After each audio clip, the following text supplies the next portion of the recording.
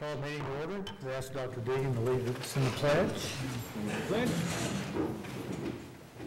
I pledge allegiance to the flag of the United States of America and to the republic for which it stands, one nation, under God, indivisible, with liberty and justice for all. Thank you. Thank you. Call the roll, please. Ms. Clark-Felton. Ms. Nyworth. Here. Dr. Bridges. Mr. Jester. Here. Ms. Edwards. Here. Colonel King. Here. Okay, I believe tonight we have special guests. Yes, we do. Tonight, we're going to have, we're really working hard in Ed Services, Communications, Athletics, really working hard to make sure each board meeting, we have somebody from the sites, either a student or a teacher or a program, and then they're really brainstorming on how we make that happen this year. Tonight, we have a teacher I think most of you are familiar with. We have Ms. Denise Aguilar. She was among 36 Oklahoma educators who participated in the 2018 Colonial Williamsburg Teacher Institute this summer, and it was funded by the Oklahoma Foundation for Excellence, and so we've invited her to come share for a few minutes about what she experienced. And she was in the stocks? Yes, she was in the stocks. So, Denise Aguilar, everybody. Hi, thank you for allowing me to come and speak with you, and thank you to Ms. Cordes for asking me to come. There are, as I said to Mrs. Ellis when she asked before the meeting, there are no words to express or describe how amazing that trip was. The foundation, as you see in the article, they are a great foundation. They have supported Oklahoma teachers for years at this institute. In fact, I'm very proud to say that the institute is very well known with Oklahoma as one of its top sponsors and has the most teachers in all of the cohorts. So it was an amazing experience that it not only rekindled or even stoked the fire even more of the passion just for me as a teacher for the American history and teaching those things, but neat ways to figure out how to bring that area that we unfortunately don't live in back here to our students.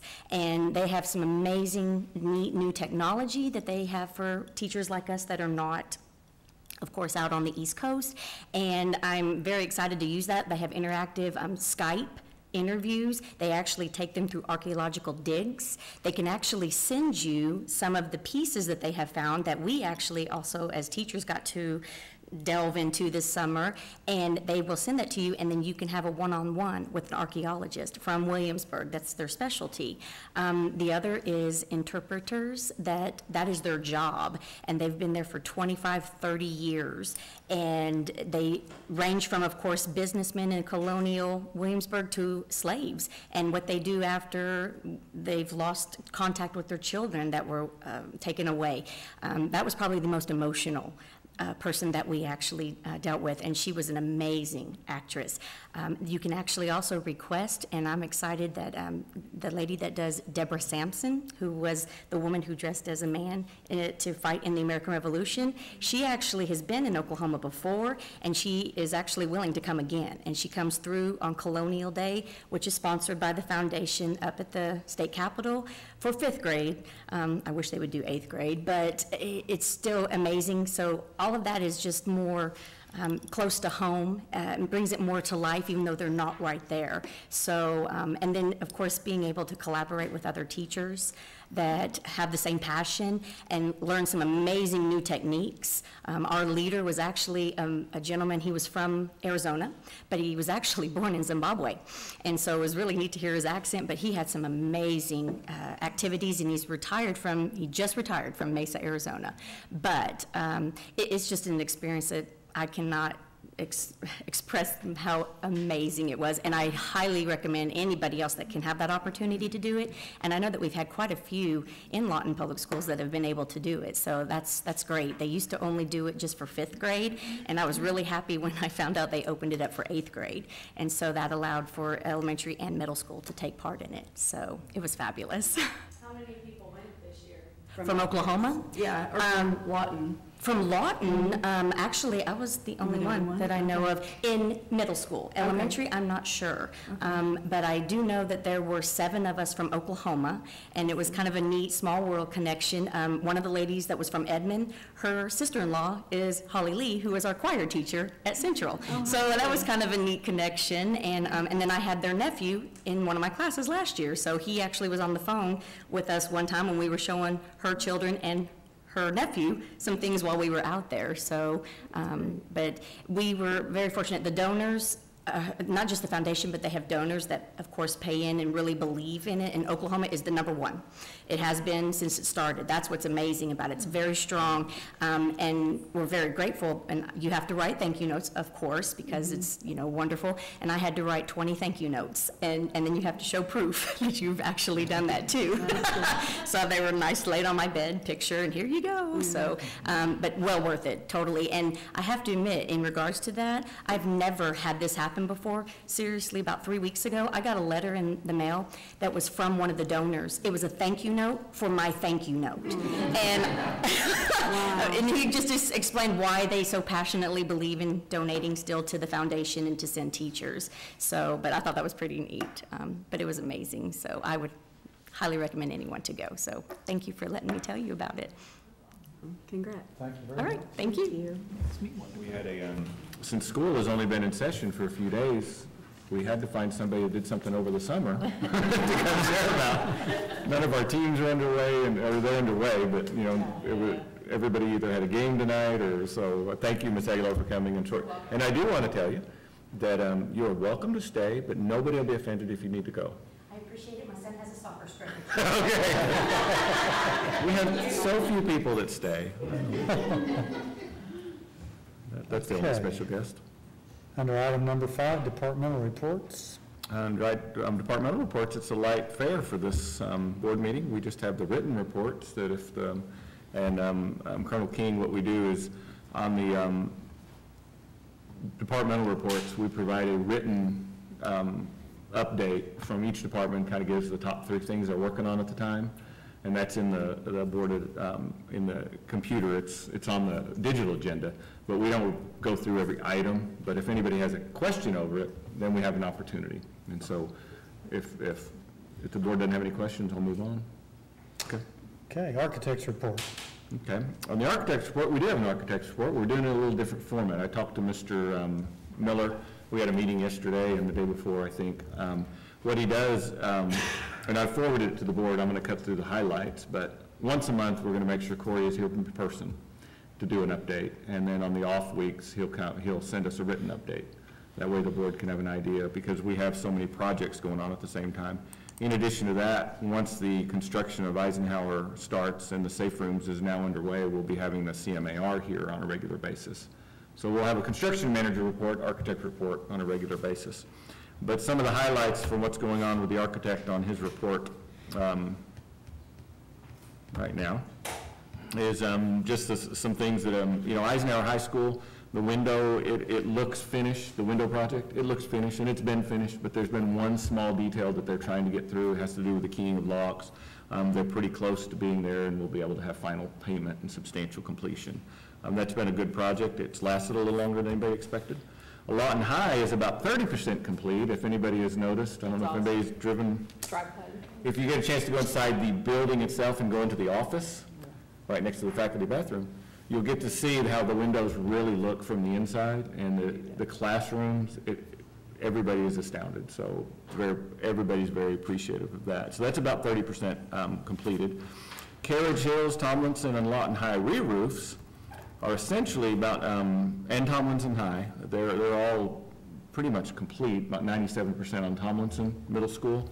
But on the other ones, you know, Adams is the next roof that we'll do out for bid. We just talked about putting that out for bid. So they finished the HVAC there. Edison re-roof is only waiting an inspection. The Adams re-roof, just as I mentioned, is going out to bid soon. MacArthur HVAC is 85% complete. Dr. Polk and I were there the other day. Matter of fact, I think every staff member was there at one point. First day of school, Dr. Polk and Ms. Ellis assigned all their staff in groups of 5 to hit every building. And so as we went through the day, we ran through a lot of staff. But the MacArthur Middle School HVAC system is about 85% complete. They're very excited for the first time. When it's done, they won't have any, they didn't have window units, but they are very appreciative of the new roof. There's a couple of little spots in there they're still trying to get through in the gym, but the roof and the HVAC has a substantial impact on that faculty.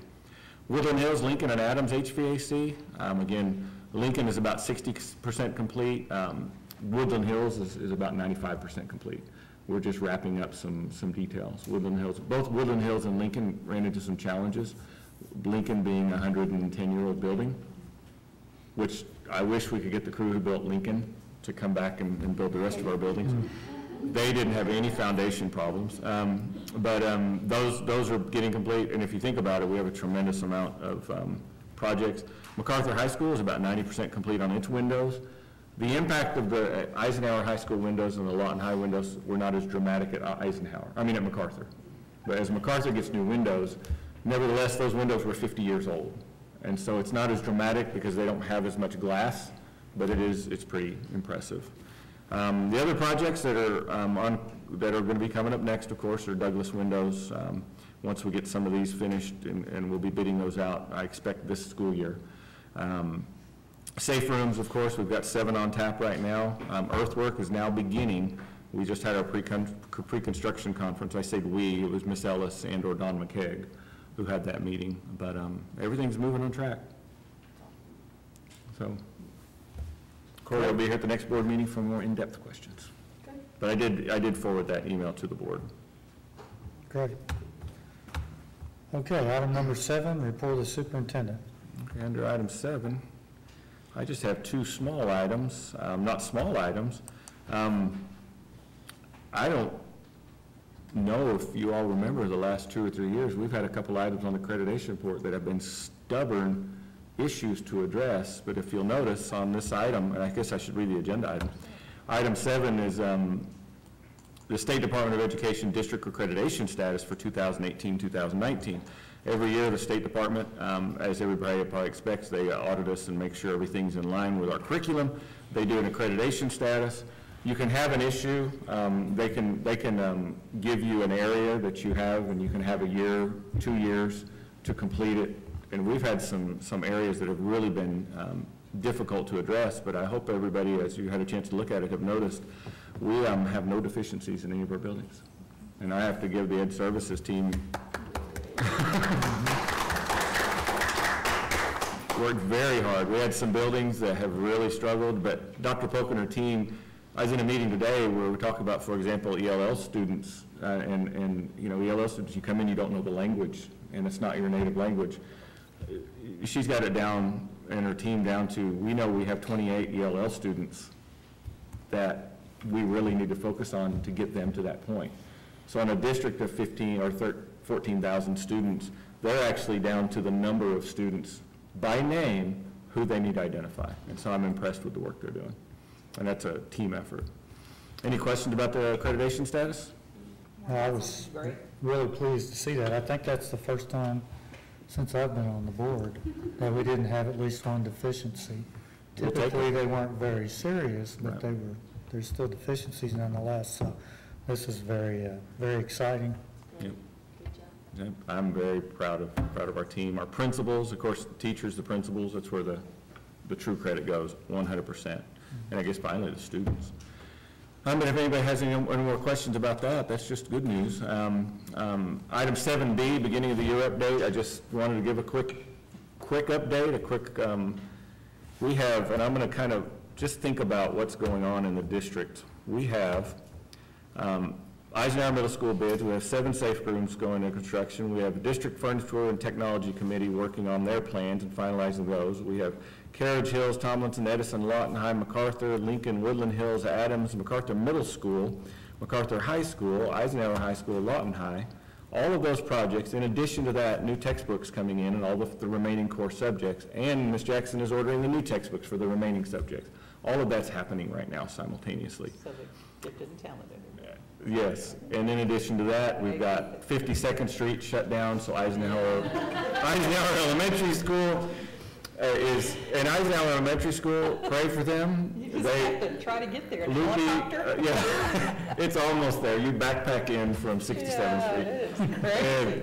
But they are handling it like troopers. We visited the other day, Miss Ellis and Dr. Polk and I, we walked in, it's like, we didn't know where to park, how they get in, but they have figured it out. Eisenhower Middle School and Eisenhower High School are facing similar challenges. We're not blaming the city, we're actually thankful for the progress, but progress is painful. And so we have that going on. We have a lot of different things going on in the district. But with all that, I think the first day was probably, without any doubt in my mind, the smoothest day we've had of a start of school since I've been here. And so everybody on our team, transportation, maintenance, everybody did an amazing job. You really didn't get any phone calls? We got 0 phone calls in our office. I checked with Denise, even at 4:30, we're like, okay, when are they? That's awesome. 0 complaints in our office, which is just a small indicator. Yeah. Maybe they gave up, you know. But I'm very proud of our staff, I'm proud of our principals, our teachers, everybody did an amazing job the first day of school. But are there any questions the board has about the first day of school or anything you needed updated on? I might have to get it to you later. Appreciate it. Okay. And then last is just my, my superintendent's announcements. And for that, I just have a couple pieces of good news to share. One is Raymond Flowers and Gifts. They, bouquets of fresh flowers were delivered to each of our schools to brighten up the day. So on the first day of school, they delivered a bouquet of fresh flowers to each one of our schools. Wow. So thank you, Raymond's. And representatives from Professional Contract Services, a nonprofit that provides support services to hospitals, military bases, private sector clients, dropped off book bags, school supplies, and school uniforms at Ridgeway Elementary to help students in need. And we can mention 1 or 2 groups like this in this board meeting, but we have people showing up to visit with Janie's office. They're bringing backpacks, they're bringing supplies, they're just dropping off. Sometimes I was in Staples and I just got a few extra, here you go. So our community has been amazing on wrapping that support around our children. So we're very proud of them. But that's all the announcements I have, unless the board has any questions. Okay. Item number 8 is the consent agenda. Do we have any items that need to be pulled? I have no items. Not me. Nope. Entertain a motion for approval. Move for approval. Second? Call roll, please. Ms. Nyworth? Yes. Mr. Jester? Yes. Ms. Edwards? Yes. Next, item 9, proposed executive session. Do we need to have one tonight? I do believe so. We do need, okay. Move for executive session.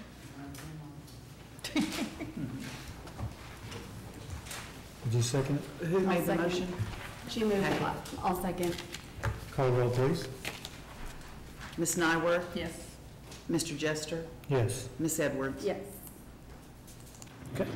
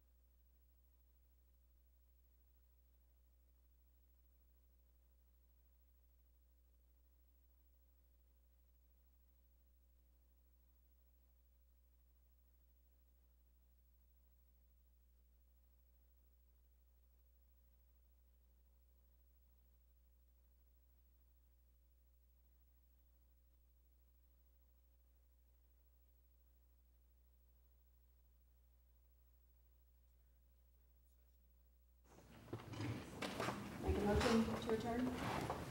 Second? Call the roll, please. Ms. Nyworth? Yes. Mr. Jester? Yes. Ms. Edwards? Yes. The Board of Education went into executive session at 5:20 PM. Members present included Kent Jester, President, Carla Klopfelter wasn't here. Patty Nyworth and Kelly Edwards. Others present included Dr. Tom Deegan, Superintendent.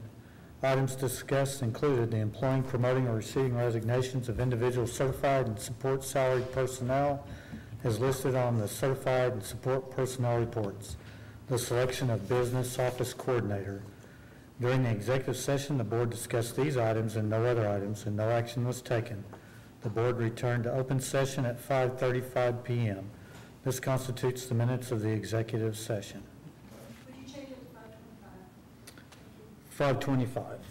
Okay, 5:25 PM. Oh, yeah, that's probably right. Okay.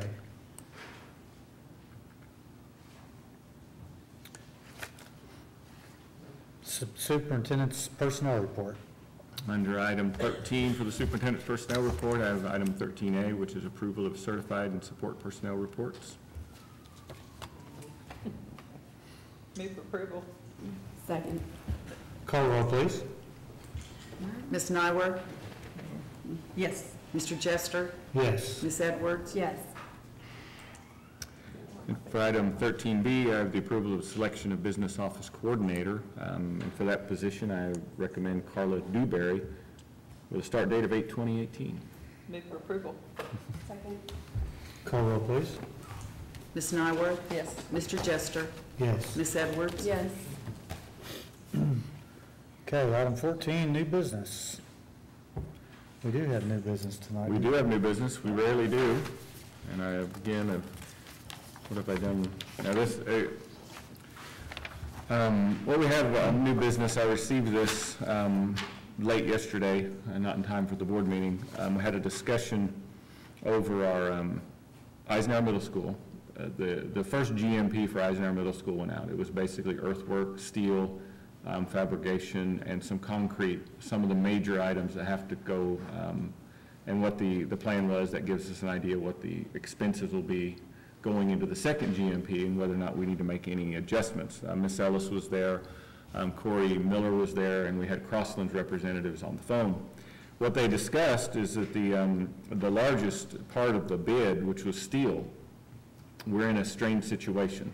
We will not have this GMP. I decided since there's no way, since we just reviewed the GMP, to get it on the agenda for today. And so it will not be on the agenda until the November or September 4th board meeting. But what they had asked us, suggested to us, is that we have a situation with steel tariffs being in flux right now. I don't know if anybody knows, but we're in a trade war with everybody who makes steel. That there's a risk that if we don't lock in these prices now, we may, even in the next 2 weeks, run into some difficulties. And so the request was, and I told them I don't think I could do that as the superintendent, but I would bring it to the board if they could, if we could have this document to me today, that I would present it to the board as new business. And what this would be is a letter of intent. We already know who the low bidder is. They've already discussed with the low bidder. They've already vetted the low bids. We can't see any possibility of problems. But if we did, the letter, I'm going to read the letter of intent. This letter of intent is authorizing Crossland Construction Company to release Shawnee Fabricators to begin shop drawings, submittals, and lock in steel prices. This would help them to do the preliminary work before the construction over the next 2 weeks. Shawnee Fabricators has been identified as the qualified subcontractor for the structural CLO5A bid under Package 1 and will be recommended Lawton Public Schools on board on September 6, 2018. And is it 4th or the 6th? Next board meeting? The 4th, so that was probably my... Fourth on here, too. It's the 4th on one, 4th on so. On the 4th, by giving Shawnee Fabricators authorized to begin the shop process, it will incur a fee of no more than $80,000 in the unlikely event. That's the maximum it could cost us. And since we're talking $2.6 million, we could also see on the other end, if we wait, we could see that much in steel price fluctuation. In the unlikely event that Eisenhower Middle School were to be canceled or if the trade contractor were not to be selected. Additionally, by releasing Shawnee Fabricators to begin the shop drawing process, it will mitigate possible delays due to long manufacturer lead times associated with the structural steel. In addition to the steel prices, we have a problem with steel supply right now. And so the 2 weeks, there's no way at the moment to decide how to mitigate it. It might not be a 2-week to get, it might snowball into a longer delay. And so the question is whether, we do this with architects quite frequently. They start, we had work done. I'm very confident in our CMAR and our architect that they have vetted them. We went through the process with them.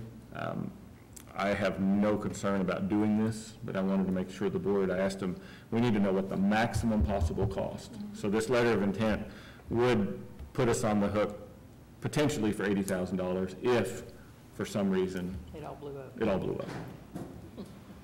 I would, so it's really kind of a question to the board, and we can Well, discuss it. if we wait 2 weeks and sign the contract, then it could still blow up. Right. We may not have any steel. And the steel prices could go up. So this is probably a lesser risk. Mr. Jester, I think the key here is that they've already been identified as the low bidder. Yes. And so even though we're not in a position to offer them a contract, they're